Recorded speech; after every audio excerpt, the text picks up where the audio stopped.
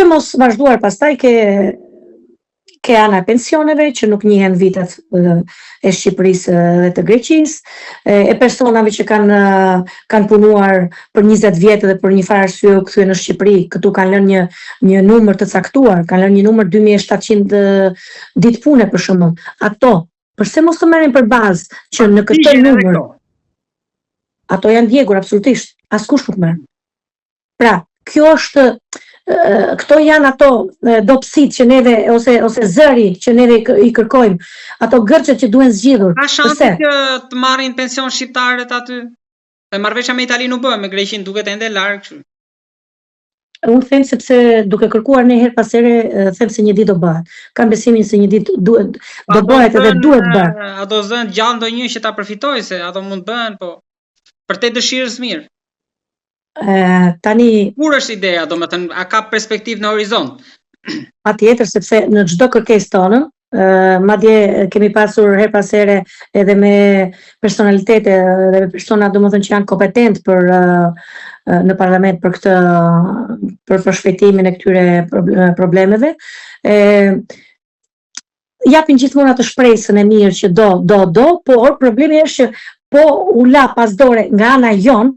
Domethënë nëse neve kujtohemi të ngrim zërin një 6 muaj, patjetër që ajo dosje me probleme do mbyllet edhe nuk do hapet. Me që dollet te zëri, zonja Veliu, ka ndonjë, domethënë, a ju dëgjojnë pala greka atje dhe kush janë si qasen shqiptarët në institucionet greke, nëpërmjet shoqatave, individit, si është lobimi pra? Tani u futëm te problematika. Edhe problematika duke rënduar anën tonë, jo anën e vendasve. Shteti këtu ka ligjet e veta, ashtu sikurse edhe çdo shtet tjetër. Që neve, në moment që kemi vendosur të jetojmë në Greqi, jemi të detyruar të respektojmë dhe të zbatojmë rregullat e ligjeve. Por shteti këtu gjithmonë ka menduar që të ketë ligjet në dobi të anës së vet. Jo gjithmonë në dobi të vendasve, aq më tepër dhe të huajve, aq më tepër që nuk janë pak çështjet e problemeve. Unë do të thoja këtë që shteti gjithmonë këtu na ka hapur derën. Duke u nisur që nga vendi tipik që është vendi, domethënë nga Bashkia e Patrës, neve shteti na ka hapur derën. Domethënë, unë këtu nuk dua as pak të akuzoj palën pritse. Unë dua të akuzoj veten. Kur them të akuzoj veten, sepse zëri im, zëri ynë, zëri i shqiptarëve këtu nuk ka qenë ai dukuri. Pra, nëse duam të akuzojmë dikë, për mendimin tim duhet të fillojmë nga vetja. Sepse ne duke patur brylla me njëri tjetrin, dhe duke patur mosmarrveshje me njëri tjetrin, dhe duke patur aq më tepër dhe ofendime me njëri tjetrin, ne i le mundësi asaj pjesës që neve duhet të përfitojmë. Domethënë i lëm mangësi asaj pjesës. Pse? Sepse edhe vetë shteti thotë që ju nuk dini në një zë. Sot vjen një kryetar shumë shoqata pa një zë. Sot vjen një kryetar shoqate, nesër vjen një tjetër, pastaj se vjen një tjetër, kështu që edhe vetë këta nuk ju është mbushur syri që neve duhet të na bashkojë, përveç se kombësia, përveç se gjuha, kombi, flamuri, duhet të na bashkojë edhe problemi. Këtu, kjo është pika dobë jona, që mua më ka dhëmbur, do më dhëmbë dhe nuk do shter kur ta ngrej zërin dhe të them që problemi nuk është vetëm i imi, është i yni. Ne kështu nuk e kemi parë këtë gjë. Që mua nuk më intereson se nuk është problemi im. Jo, problemi është i yni. Nëse duam të fitojmë të drejtën tonë 100% me zë të fortë, ne do themi ne, nuk do themi unë. Se duke thënë unë, arritëm pas 30 e ca vitesh të jemi me një vërtetim për të cilën nuk e të drejta të plota për të lëvizur apo për të bërë gjërat që duhen. Dhe vendasit këtu ne na kanë pritur e pas here. Do me thënë unë isha pjesë edhe para ca kohësh, kam qenë pjesë e një përfaqësie në parlament me persona, me deputet, do me thënë nga të dyja palët, por nuk mjafton, sepse neve jemi një pjesë. Nuk kemi dalë akoma në atë kupolën e duhur. Për shembull, edhe komuniteti i shqiptarëve që ka qenë më përpara ka qenë federata e shoqatave, domethënë shoqatat supozohen, po janë të shkallës së parë. Ka shumë organizata që janë të shkallës së dytë, që është komuniteti, unioni, lidhja e shoqatave e kudiu, që janë të shkallës së dytë, dhe të gjitha këto e kanë bërë punën, po jo ashtu siç duhet për mendimin tim, sepse nuk kemi dalë në një majt, domethënë në një kupol që problemi i komunitetit, i lidhjes apo i unionit apo tjetrit është i të gjithëve dhe ne duhet të dalim me një zë. Edhe në këto momente që flasim, unë gjej rastin e mirë që komuniteti pati një përfaqësi të kryetares tanishme, të zonjës Rovena Xhori për shembull në parlament, që një zë shumë i fuqishëm, një zë që u dëgjua më së miri. Dëgjuar më së miri, ndjesem do ishin marrë edhe disa kërkesa tjera, apo jo, parasysh. Flasim që u dëgjua për momentin dhe ndoshta nuk shkuan të gjitha në vesh të shurdhër, sepse ajo vajzë foli jashtëzakonisht bukur dhe i ngriti çështjet direkt aty në parlament, direkt aty në atë vend që bëhen ato ligjet. Edhe unë dua ta falenderoj domethënë edhe nga ana ime personale, por dhe nga ana kolegjiale por nuk mjafton. Pse? Sepse akoma jemi në atë pjesën që shkalla 2 është shkalla 2. Unë dua të bëj një thirrje të gjithë shqiptarëve, të gjithë emigrantëve, qoftë organizatave, qoftë komuniteteve, qoftë shoqatave, qoftë individëve që kanë qenë aktivistë dhe u dhëm kjo pjesë, sepse ka goxha dhe një pjesë goxha e mirë që s'kan marrë kurrë me problemet dhe thonë që problemi është e filanit së shihimi ose më intereson. Unë flas për ata persona që udhimset, bashkimi, udhimset kombi, udhimset gjuha, kultura, tradita, flas për këtë pjesë. Dhe dua të them që është të krijuar mundësia e organizatës së shkallës së tretë, që quhet diaspora shqiptare në Greqi. Pra, edhe kam fatin e mirë që unë jam pjesë e asaj diaspore dhe jo unë. U bëj thirrje të gjitha këtyre organizatave, shoqatave, komuniteteve, lidhjeve, unioneve, të gjitha. Dhe në një kohë të shkurtër tani kemi zgjedhjet për herë të parë, të marrim pjesë në zgjedhjet e para dhe të na bashkoj, nëse nuk na bashkon çdo gjë tjetër atyre që tham, gjuha, kultura, tradita, kombi, e ku diu, të na bashkoj të paktën problemi, sepse duke qenë në një zë, duke qenë më të fortë, më të bashkuar në këtë pjesë, përfaqësia jonë do jetë më e fortë dhe më cilësore në përgjigjet që ne do marrim, në zgjidhjet e çështjeve që ne do marrim. Kjo është dobësia e sotme e emigrantit në Greqi. Domethënë, mos bashkimi. Kam edhe diçka të fundit për ta mbyllur me pjesën tonë më të bukur dhe më të mirë që është gjuha, dhe ju keni bërë një punë të jashtëzakonshme atje prej vitesh, por në çfarë faze është tani? Atëherë, do të vazhdoj me dobësitë e mia. Kur kam ardhur në Greqi për herë të parë, gjëja ëndra ime ka qenë që unë të bëja diçka për gjuhën time, për traditat dhe për kulturën. Edhe pse e realizova në Greqi dhe nuk e realizova në Shqipëri profesionin e mësuesit, mua më ka bërë tepër krenari sepse vërtet vuajta. Kur them vuajta, domethënë ishte një derë mbyllur dhe e hekur që askush nuk ta hapte në atë kohë. Pata shansin e mirë që me dëshirën time gjeta persona që kishin të njëjtën ëndër dhe neve u kthyem në një grusht të bashkuar, u kthyem në një grusht të fortë dhe arritëm që atë derë, jo vetëm që arritëm të hapnin, por arritëm që ne të respektoheshim tek ajo derë, arritëm që neve të nderoheshim dhe të vlerësoheshim që për të drejtat tona. Pra, nëse do kthehem para 20 vitesh, se në këtë pjesë në çështjes imigracionit kam 25 vjet, pa shterur në asnjë moment, aktivitete të panumërta, suksese e çdo gjë tjetër që ato vinë me punë dhe vetëm me punë dhe jo me fjalë. Unë do të thoja që duke u kthyer para 25 vjetësh nga një ëndër, neve na u kthye në mision. Domethënë, ai mision është 20 vjet. shoqat ligjore dhe shkolla shqipe në Infrashëri Patra. Pra u krijuan që të dyja njëkohësisht për të mbajtur njëra tjetrën, për të plotësuar njëra tjetrën dhe për të ecur. Mund të flasim për një numër nxënësis shqiptar?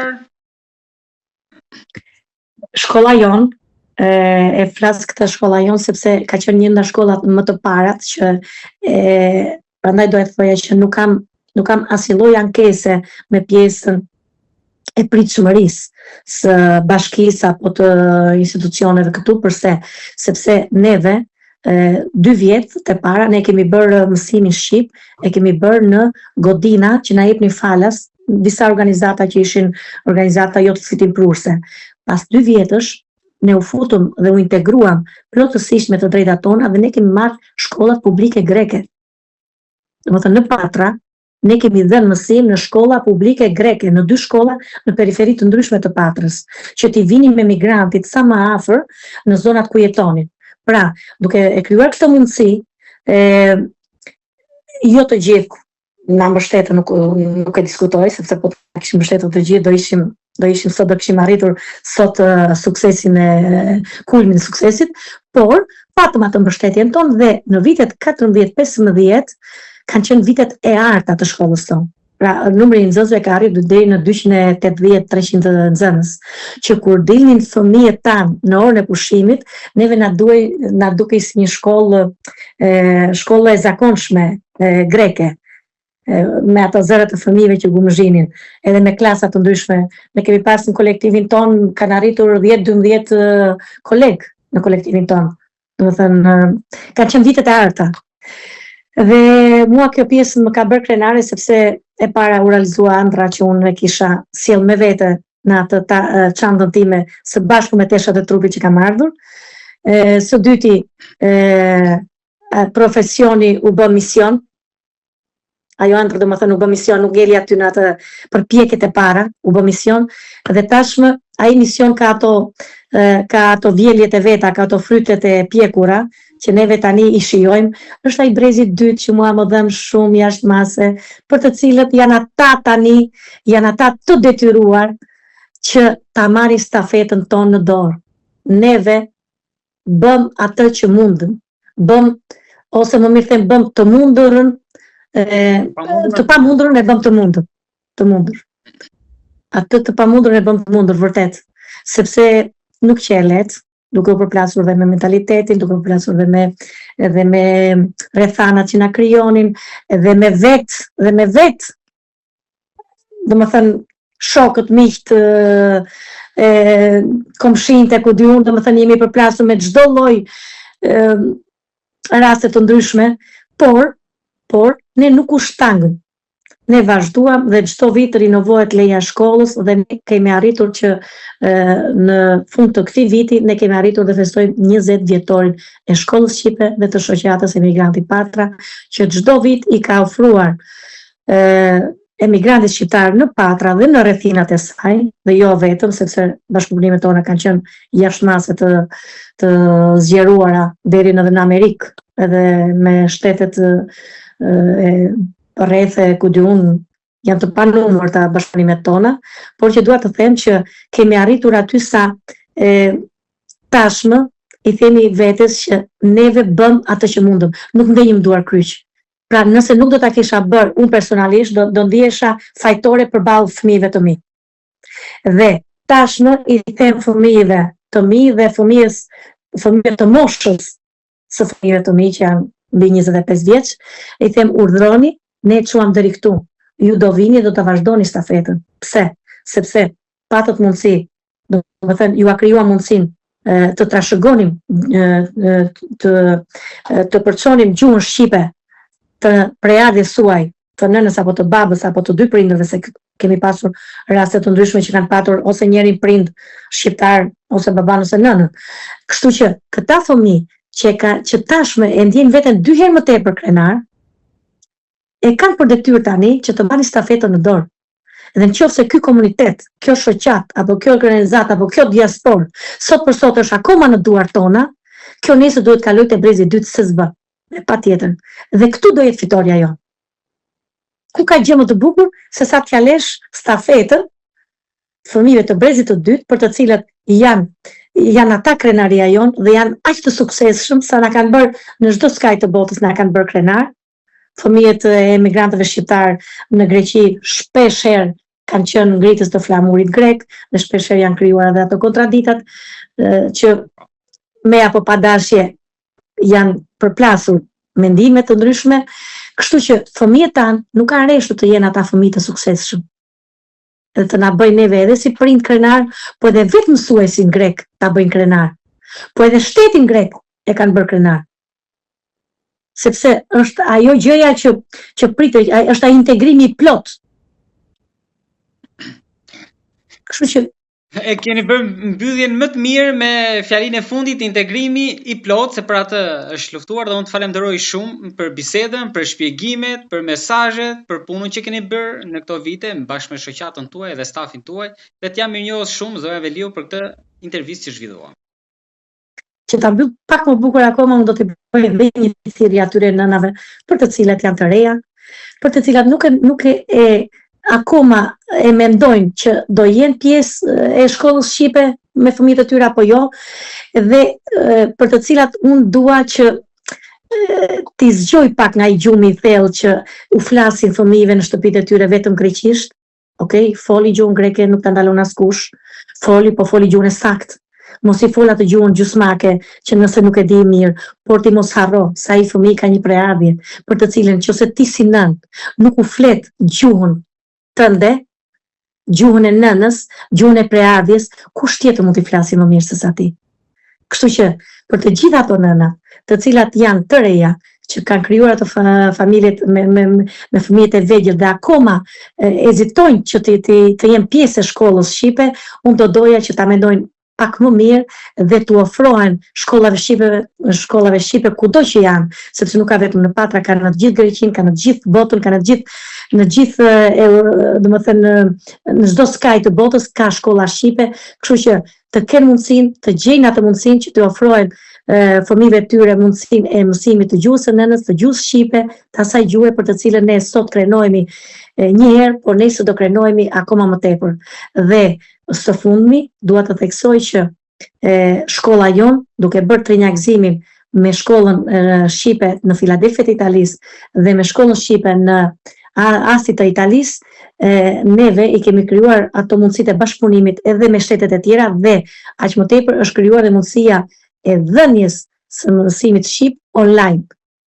Prandaj, nëse nuk është mundësia që fëmia jo të marrë pjesë drejt për drejt fizikisht në shkollën shqipe, ai fëmijë të paktën të marrin pjesë në mësimin shqip online, sepse aq më tepër që është edhe diçka falas, aq më tepër që shteti mëm në këto momente pas shumë dekadash ofroi edhe një farë stimulimi për ata mësues, për një pjesë të mësuesve që një farë stimulimi të vogël, por është një vlerësim edhe ky, nuk është gjithçka, por diçka është stimulim.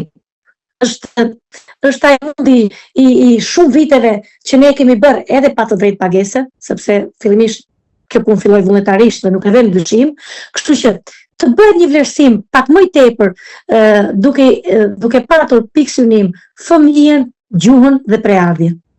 Kjo është pjesa që mua më dhën sot për sot, duke mos harruar pjesën lishmërisë që sapo e tham.